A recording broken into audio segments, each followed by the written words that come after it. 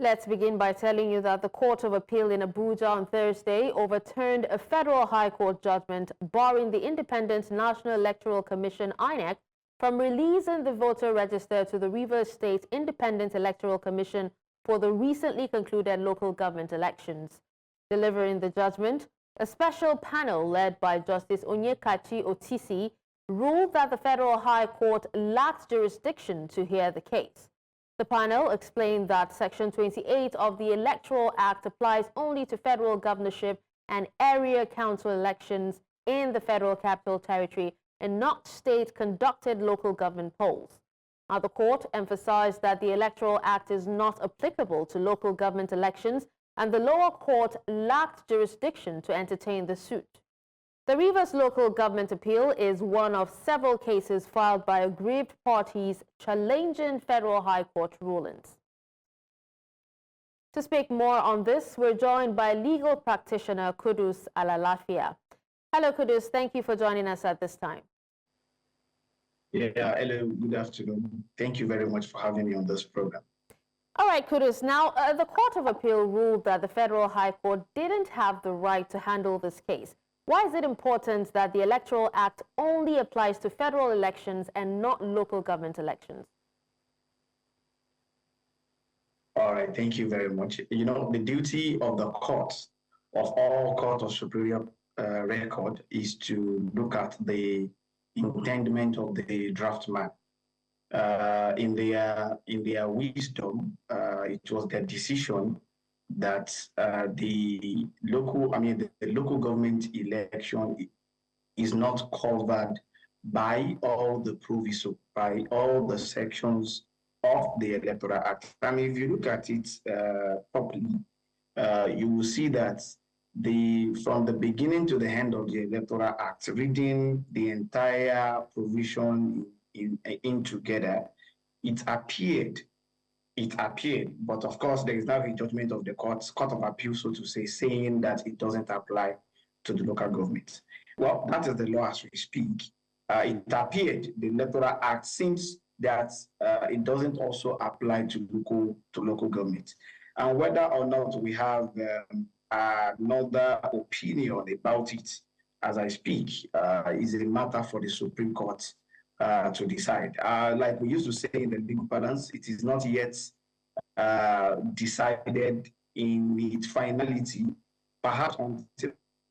Hello, Qudus? Yes, hello, sorry. Yes, we can hear you now, yes. You froze for a bit. Please go ahead. Yeah, no, thank you very much. So I said until the Supreme Court, until it is decided in its finality by the apex courts, which is the Supreme Court of Nigeria. Well, that's still the law as we speak, that the Electoral Act does not apply to the local government election. Okay, but the court allowed INEC to release the voters registered to RSIEC. Now, what role does INEC play in local government elections, and should RSIEC, that's the Rivers Electoral Commission, have more control over its own elections? Hello, Qudus, can you hear me? Yeah, sorry. Can you hear me now? Yeah, please go ahead. Can you hear me? That ordinarily, the Rivers State Electoral Commission should have outright power, absolute power, control over the conduct of the election. So you're saying that you agree that it should be autonomous? Yes, it should be autonomous. I agree. Except and until the Electoral Act is amended to now bring in the INEC overseeing exclusively the local government elections. So until it is not, except it is made expressly stated, then of course let each state be in, let them have some sign of independence with respect to the conduct of election in their respective states. Okay. Now, also, the Federal High Court said that the Rivers State Electoral Commission broke the law by not giving the 90-day notice before setting the election date. Now, why is this notice required, and can there be, exceptions in special situations? You see, when you look at it properly, from the jurisprudence or the philosophy behind the issue of notice. In essence, it is to make sure that everybody that is meant to participate either directly or indirectly in such an event is given adequate notice. Now, the law has specified the number of days which, in the presumption of the law, it deems fit to be an adequate notice, and anything falls short of that, of course, the law will take its course. The law will say, no, there is no adequate notice. So it's just a way of saying, following the law stricto sensu. Now, you see, when it comes to issue, that's coming back to the issue of exception. When it comes to issue of the electoral process in Nigeria, it is very strict. In law, we say it is sui generis. It is very special. So if you look at it properly, the issue of exceptions, most often than not, even though it may be allowed in some instances, may be creating, depending on the circumstances. But, you know, the draftsman of the Electoral Act and all the electoral laws that we have in Nigeria is of the view that election is for a period of time. And that is predicated upon the fact that, of course, there is time for politics and there is time for governance. So you do not allow the time of politicking to enter into the period of governance. That is why the law on electoral process is a bit rigid, making sure that everybody expected to participate in an election restrict themselves to that period without necessarily straying to a period of governance. So that is my own opinion on that. Okay, now speaking of everyone expected to participate in the election, the High Court, that's the Federal High Court, also stopped security agencies from helping with the election, but the Court of Appeal overturned this. Now, from a legal standpoint, what is the proper role of security agencies in local elections? Yeah, thank you very much. Even at this juncture, it is now proper for me as a person to even let me say, constructively criticize the judgment of the Federal High Court, stopping the Nigerian police from performing their statutory duties. You see, the issue of security is not even a secondary law, it is primary. The provision of the Constitution, if I'm not mistaken, either Section 13 or 14 of the Constitution says the primary function of the states shall be the welfare and security of the people. So I do not think, in my humble opinion, that the Federal High Court would have been right. And thankfully, the Court of Appeal has upturned that judgment to say, no, it was not properly, that judgment was given in error. Because come what may, there is no period at which our law, particularly our courts, should say that security agencies should stop to provide adequate care, security for the people. Now, of course, thankfully, I'm on the air. See, I know that lawyers too have a role to play in this, so that we do not usually criticize the court all the time. You see, the court usually will pronounce based on what the lawyers of a particular party has placed before it. Then the other party, that's the opposing party, has a duty to also constructively oppose whatever a party is saying. So where a party has brought a fact before the courts, and the other party is not really doing what it ought to do, or perhaps they have done what they need to do, but it's not enough. But it is enough, but they have not placed it in the proper manner they ought to place it before the courts.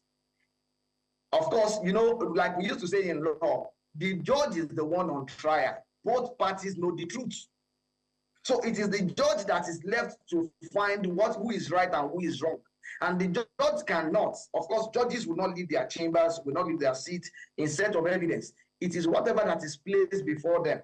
So the duty, I will implore lawyers at this juncture, the duty of a lawyer is to make sure that regardless of the interest of clients, let us always do justice to every case. So whatever you are taken to court, whatever you are placing before the court, place it properly in such a manner that whatever the judge will give judgment on will not be made in error. Okay. That is why we do not, it's in law, we do not say, we do not usually say courts make mistakes. We will say courts has made an error. Okay. Error as to facts or error as to law. So both, if the fact is not well placed, of course, the law will be misapplied. And that is, with my own view, that's exactly what we did at the Federal High Court. Thank you very much. All right. Well, thank you so much, Qudus, for taking time to speak to us on this. It's my pleasure. Now, the National Assembly has amended the National Drug Law Enforcement Agency, that's the NDLEA Act, prescribing life imprisonment for drug offenders and traffickers. The decision came after the Senate and House of Representatives adopted the harmonized report on the NDLEA Act amendment. Senator Tahir Munguno, chairman of the Senate Conference Committee, stated that the stricter penalties aim to deter illegal drug activities.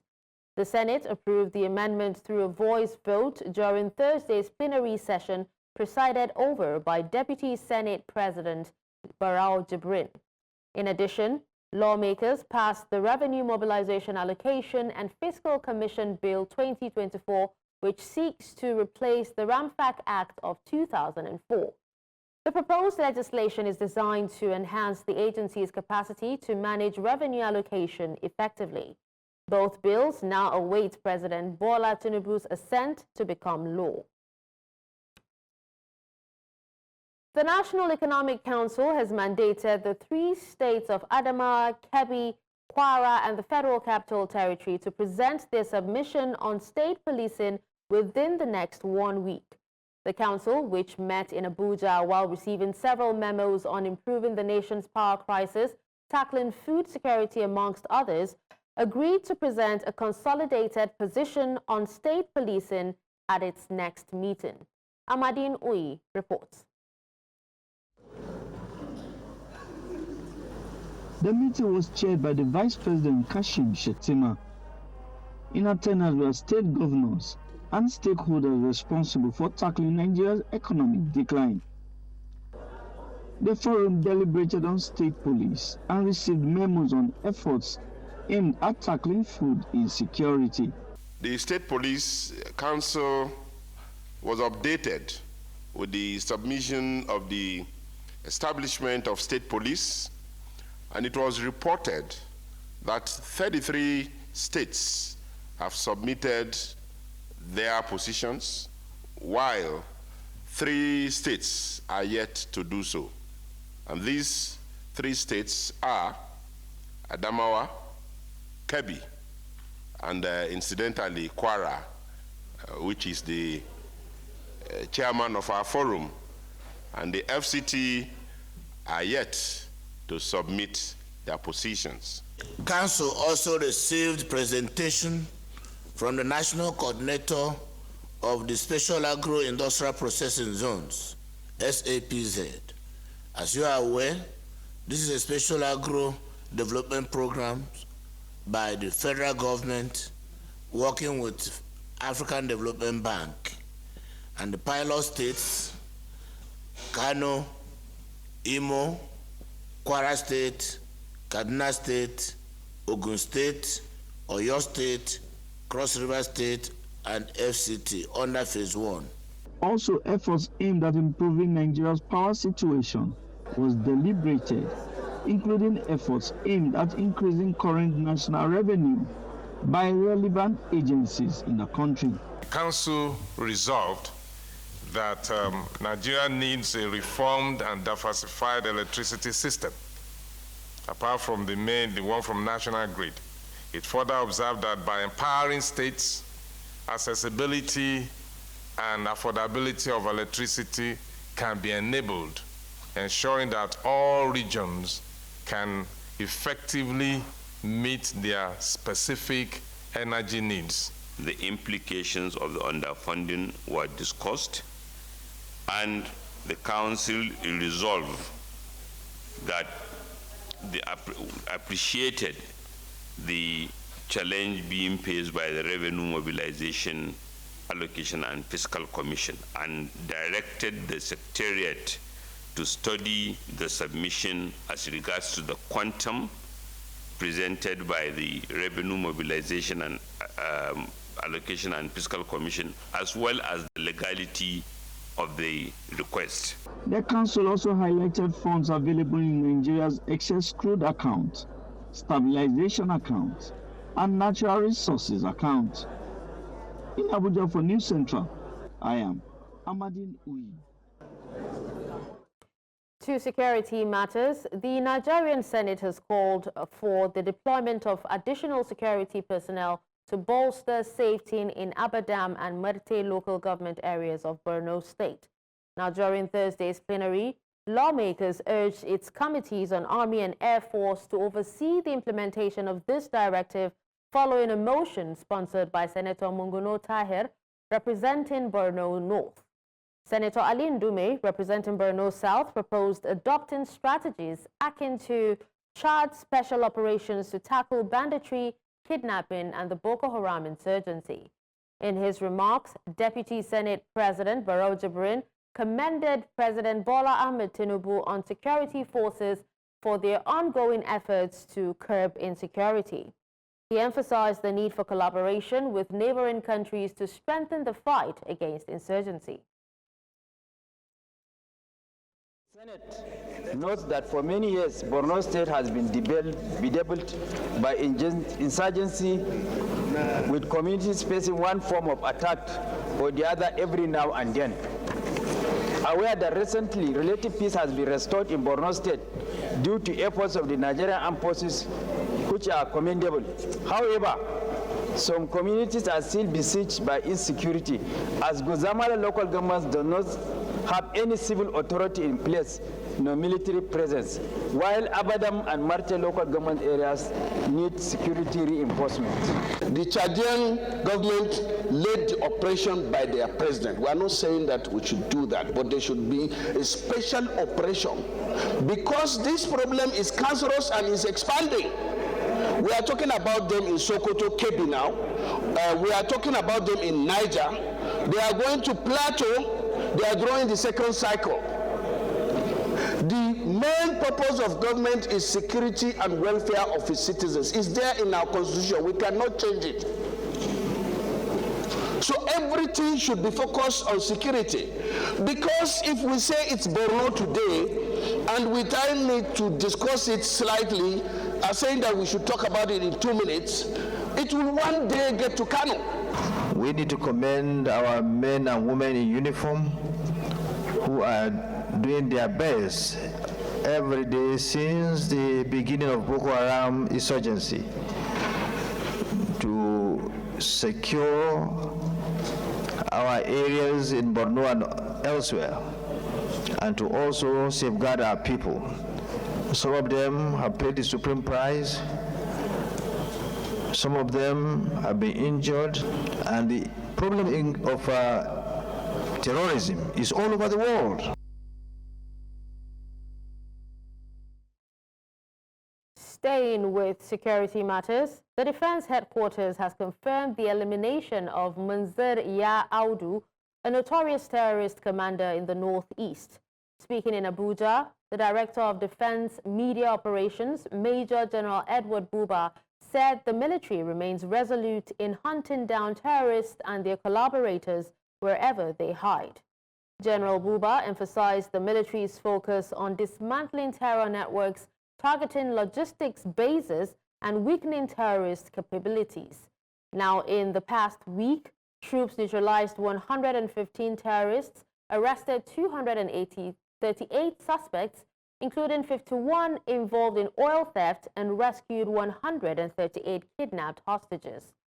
The military assured Nigerians of its commitment to winning the fight against terrorism while minimizing casualties. It's time for a break, and when we return, we'll tell you how Edo State Governor sets up 12-member committee to retrieve government-owned vehicles. Stay with us. Welcome back.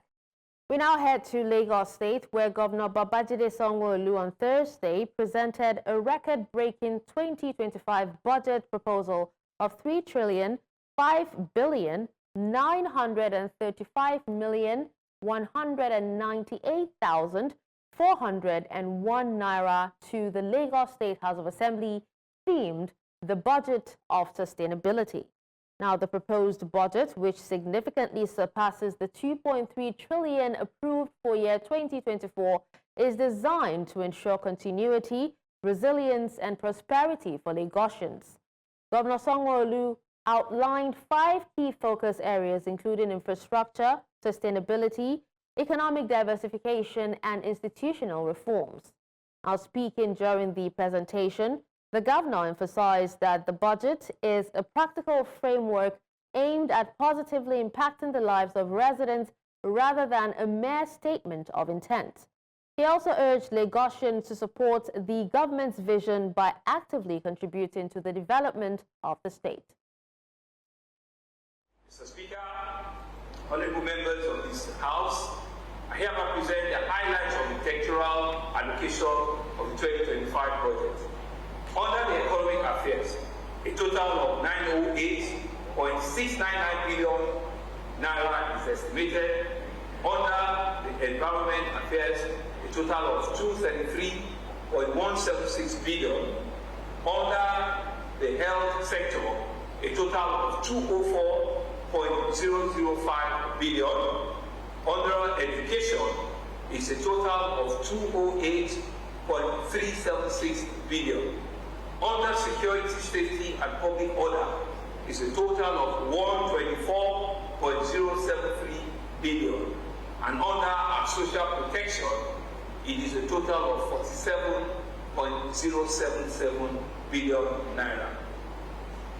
Mr. Speaker, as you will note, the budget size is made up of a recurring expenditure of 1.239 trillion, which is about 41%, and a capital expenditure of 1.766 trillion, which is 59%, which shows that it is a 41 overhead, recurring overhead, to a 59 capital expenditure project.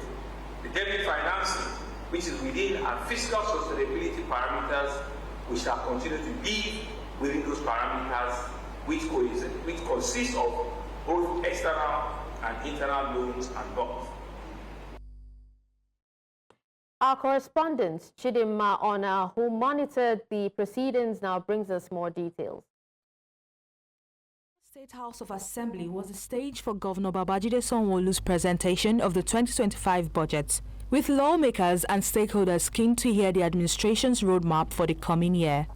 In his presentation, Governor Sanwo-Olu highlighted the administration's plans to expand road networks and improve drainage systems to combat the impact of climate change. Infrastructure need dominates the Lagos State proposed budget for 2025, pegged at 3.5 trillion. The proposed budget allocates 1.7 trillion to capital expenditure, representing 59%, and 1.2 trillion to recurrent spending, accounting for 41%. He also emphasized economic diversification by exploring the non-oil sector, job creation, and developing Lagos tourism potential to boost revenue. These and many others are the highlighted areas for change and improvement. The Speaker of the Lagos State House of Assembly commended the budget's focus and alignment with the aspirations of Lagosians. The year 2025 budget proposed a budget of sustainability, which is above the 2.3 trillion presented by Governor last year, is a confirmation of our commitment to sustainable development and economic growth. Reactions from observers were positive as they expressed optimism about the ongoing progress and the prospects for the future. He break it down how they are going to get the money, how through the tax revenue and federal allocation. So for me, it's a welcome budget, and I think it's going to help the Lagosians. Whatever we bought, like 2,000 naira some months ago. We are more or less buying like 3,000 now based on the exchange rate and all that, the economic downturn and the way things are. So I was even expecting something more than that. In fact, last year one was like 2.3. I was even expecting that we're going to be talking about 4.3 trillion this year. As the 2025 fiscal year approaches, Lagosians will watch closely to see if the budget of sustainability truly delivers on its promise to create a better, more inclusive and resilient Lagos. In Lagos for News Central, I am Chidinma Ona. Now to discuss this, we're joined by Oladipo Ajayi, Head of Fixed Income at Chapel Hill Denham, and he joins us from Lagos. Thank you so much for joining us, Oladipo. Yeah, good afternoon. Thank you very much for having me. It's a pleasure. Now, considering the presentation of the 2025 budget for 2025 fiscal year, do you have an idea of how the Lagos state government plans to fund this ambitious budget, especially considering potential revenue challenges and economic uncertainties? Well, for Lagos state government, their focus is to actually they are looking at actually generating about 1.9 trillion from internal generated revenue. And if we have looked at the Lagos state past performance in Nigeria, I think that sounds more like one of their greatest 40.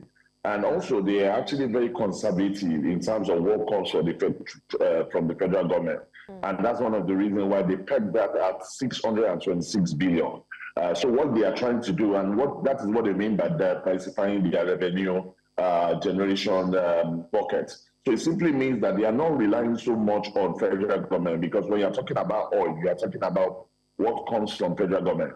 They are looking at funding this budget for what they can do within their might. And that's why they actually said, they are looking at generating about 1.9 trillion internally, and looking at getting about 604.6 billion from federal government. So the balance of about 408 billion is going to be borrowed. So they actually mentioned that they will actually borrow some, more like an external borrowing, and the remainder will actually be raised in form of a bond in our local markets. And I think that's more like the breakdown of how they want to actually generate this revenue.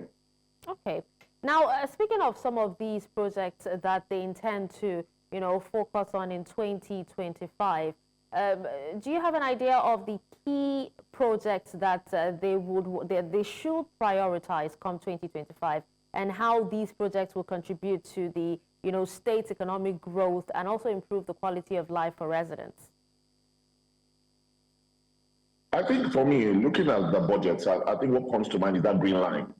Green Line is more like the rail system that will move all the way from Marina to the free trade zone. And currently, if we look at what's happening at the free trade zone currently, we understand what Dangote is doing currently in that zone.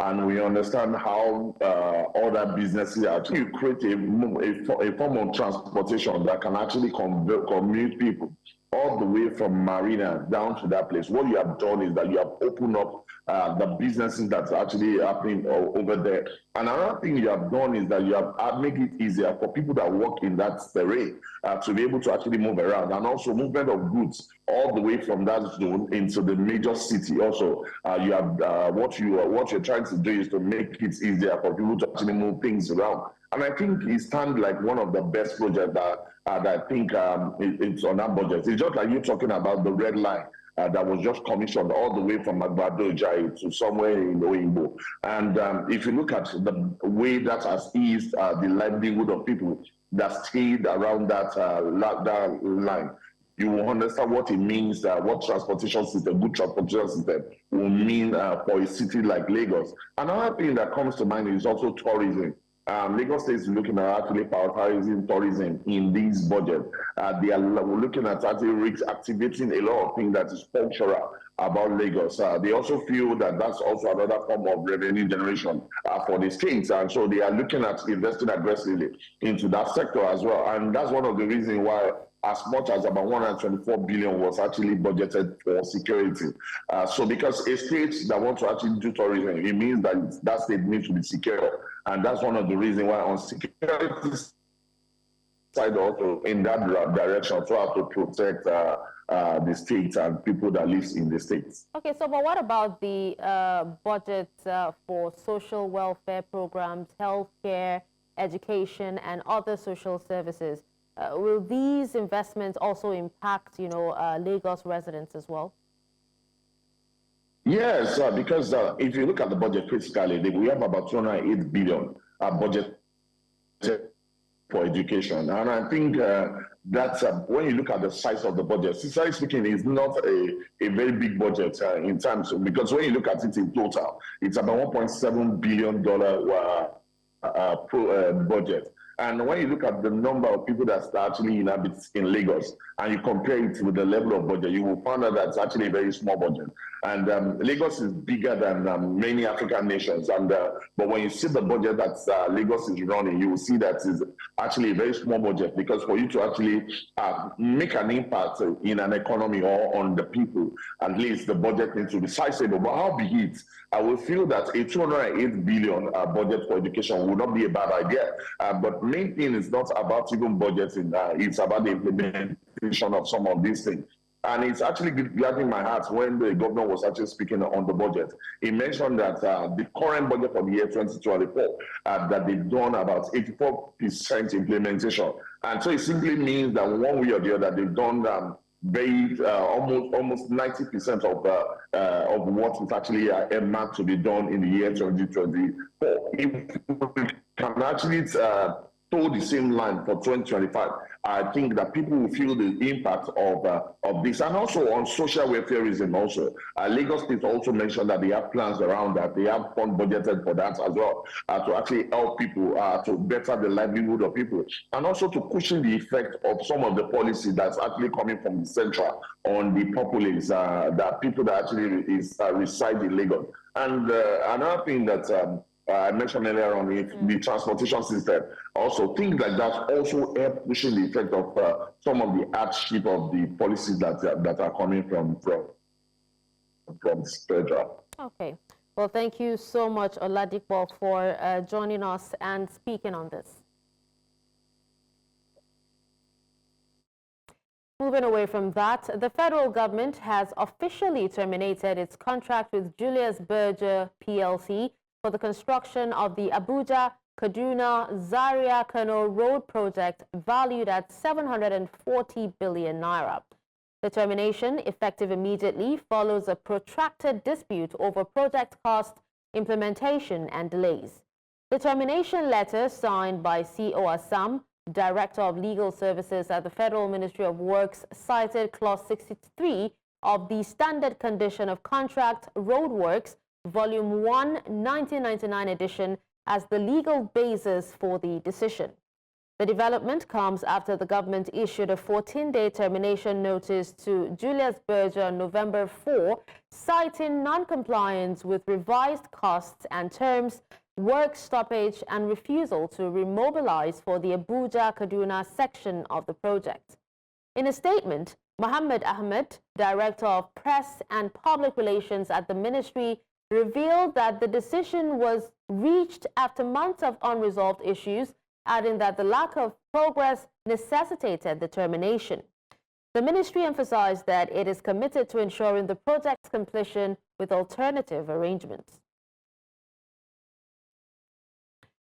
Edo State Governor Monday Okpeolo has inaugurated a 12-member committee tasked with retrieving government-owned vehicles reportedly held in private hands across the state. Now, during the ceremony held in Benin City on Thursday, Governor Okpeolo directed the committee to complete its assignment within 2 weeks, ensuring all government vehicles are recovered and returned to the state. Speaking after the inauguration, committee chairman Kelly Okumbowa expressed gratitude for the governor's confidence in the team. He assured the public of the committee's commitment to fulfilling its mandate within the stipulated timeline. Okumbowa noted that numerous government vehicles are currently in unauthorized possession, and the committee is determined to ensure their recovery promptly. More reactions are trailing the sentencing of Nigerian Mr. Abdul Olatunji in South Africa over alleged involvement in a fraudulent activity. When the news broke, many social media platforms were flooded with comments from his associates who questioned the conviction. Now, one of the people questioning the verdict is Ben Abraham, the brother of the convict. He alleged that Mr. Olatunji may have been roped into an offense he practically knew nothing about. In 2022, news went viral on social media regarding one Mr. Olatunji Abdul being sentenced to 8 years imprisonment in South Africa. Mixed reactions trailed the news, with some comments saying he did not do what he was accused of. His brother, Mr. Sheson Abdul, noted that he had been trying to raise the alarm over his brother's unfortunate predicament. According to Sheson, though his brother had been sentenced already, he has so much evidence to prove his brother's innocence. He alleged that his brother was set up by a group of fellow Nigerians. All these cases are all conjoined cases. They were people coming to buy alcohol. You don't know the people that comes to your store to buy things. You cannot know if this one, but you don't. He has never arrested any of the fraudster. All he just does is Abdul. They just want to frustrate his life, and he has told them, "You people, you've taken the money, you've taken the club, you've taken everything. Let me go back to my country." That's why I'm just begging Nigerian government. I don't know. Not every Nigerians abroad are fraudster. Please, I need you people to come to our help. My family is begging. That's all I'm just begging for. The victim's legal representative, Mr. Ben Abraham, explained that the Nigerian did not plead guilty to fraud, that he had been sitting in prison for 3 years waiting trial, and the efforts to secure his bail were frustrated by the investigation officer. Abdul Olatunji needs the intervention of the federal government of Nigeria. It has to be said the way it is. Because what he's facing in South Africa, we all know that the xenophobia in South Africa has not died down. If anything, it is real, it's up there. But what facts we could see around this very issue is xenophobia taken to another level. That's why we are stressing that the intervention from our government needs to be as urgent as it can be. This is an SOS, it's a Mayday call. We've done the petition, copy of which I have here, to the Nigerians in Diaspora Commission, NEPCOM, headed by our Honorable Abike Davri Erewa. Also, another petition to the Senate Committee on the Diaspora, headed by distinguished Senator Victor Ome. We've also done another petition to the House of Representatives Committee on Nigerians in the Diaspora, headed by Honorable Okere. Barrister Abraham appealed to the chairman of Nigerians in Diaspora Commission, NITCOM, Honorable Abike Dabiri Erewa, to use her office to ensure that Olatunji Abdul gets justice. He also appealed to Honorable Ronald Lamola, the South African Minister of Justice and Correctional Services, to help look into the case. Welcome back. Our Senegal's ruling party, PASTEF, has secured over 3/4 of the parliamentary seats in Sunday's elections, according to provisional results announced on Thursday. PASTEF claimed 130 out of 165 seats in the National Assembly, marking one of the largest majorities ever achieved by a single party in Senegal's legislative history. Now, the previous record was set in 1988 when the Socialist Party won 103 out of 120 seats under then-President Abdou Diouf. If confirmed by the Constitutional Council within 5 days, this victory will provide President Bassirou Diomaye Faye's party with the majority needed to implement its ambitious reform agenda. Procès-verbaux des commissions départementales de recensement des votes ainsi que des pièces qui leur sont annexées, la Commission nationale de recensement des votes, conformément aux dispositions de LO 193 du Code électoral, proclame les résultats provisoires des élections législatives anticipées du 17 novembre 2024, ainsi qu'il suit. Ont obtenu scrutin départemental territoire national.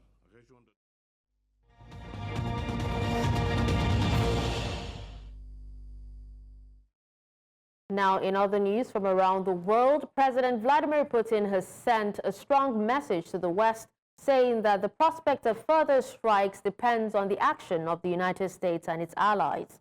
He had previously insisted that they reserve the right to strike countries who aid Ukraine with weapons to hit Russian territory after Ukraine fired US and UK-supplied missiles at Russian territory for the first time. In his video message, Putin also warned the conflict had taken on elements of a global character and stressed Moscow was ready for whatever may come in its confrontation with Kyiv and the West. Now, according to him, Russia had conducted a test launch of a new hypersonic intermediate-range missile aimed at the Ukraine, which was fitted with a non-nuclear warhead. He mentioned that prior to further or future strikes, Moscow would warn civilians and advise citizens of friendly states to evacuate the danger zones, suggesting a potential nuclear contamination. Испытания в боевых условиях ракетной системы «Орешник» проводятся нами в ответ на агрессивные действия стран НАТО в отношении России. Вопрос о дальнейшем развертывании ракет средней и меньшей дальности будет решаться нами в зависимости от действий США и их сателлитов. Объекты для поражения в ходе дальнейших испытаний наших новейших ракетных комплексов будут определяться нами, исходя из угроз безопасности Российской Федерации. Об этом рекомендую серьезно задуматься и правящим элитам тех стран, которые вынашивают планы использовать против России свои воинские контингенты. Разумеется, выбирая в случае необходимости и в качестве ответных мер объекты для поражения такими системами, как «Орешник» на территории Украины, мы будем заранее предлагать мирным жителям, а также просить находящихся...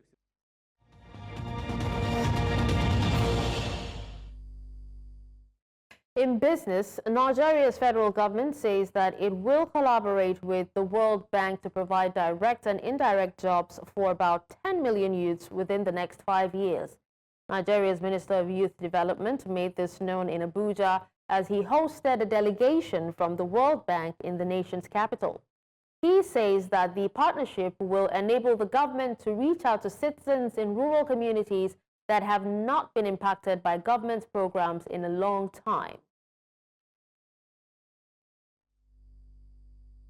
We assume this office, we are focused as to achieve this following: establish a strong coordinate mechanism for all young initiatives, focus on economic inclusion in Nigeria.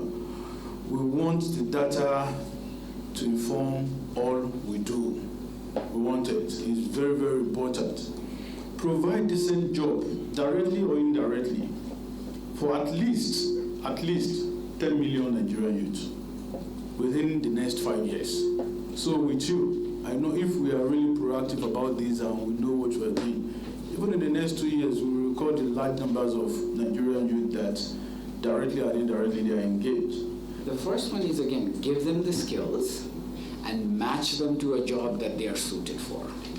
The second is facilitate managed migration opportunities, which means that, which would be good because it will probably not give jobs to everybody, but it will relieve the stress on the economy, particularly when there are not enough domestic jobs.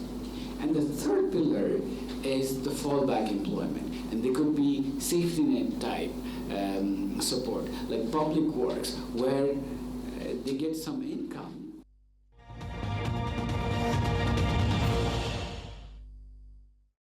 In the world of sports, Lewis Hamilton posted the fastest time in first practice at the Las Vegas Formula One Grand Prix ahead of Mercedes teammate George Russell. Now, 7-time world champion Hamilton had said he felt like walking away from Mercedes after finishing 10th in Sao Paulo, saying it had been a disaster of a weekend and the worst the car had ever been. The Briton topped the timesheets in Las Vegas with a time of 1 minute, 35.001 seconds, 0.396 seconds ahead of Russell and 0.953 quicker than McLaurel's Lando Norris in cool, slippery conditions in the Nevada desert. Now, the first practice session for the race along the transformed Las Vegas Strip was far more successful than last year, when the session lasted a mere 8 minutes before Carlos Sainz's Ferrari was badly damaged by a loose drain cover. And that's all at this hour. But before we go, here's another look at some of our top stories. We told you that appeal court nullifies High Court ruling on Rivers local government polls. We also told you that National Assembly approves life imprisonment for drug offenders. Finally, you heard that ruling party wins over 3/4 of seats in Senegal's parliamentary elections. You can watch News Central live on DSTV channel 422, Star Times channel 274, Avo TV, and YouTube. Many thanks for watching. I'm Darshan Usman.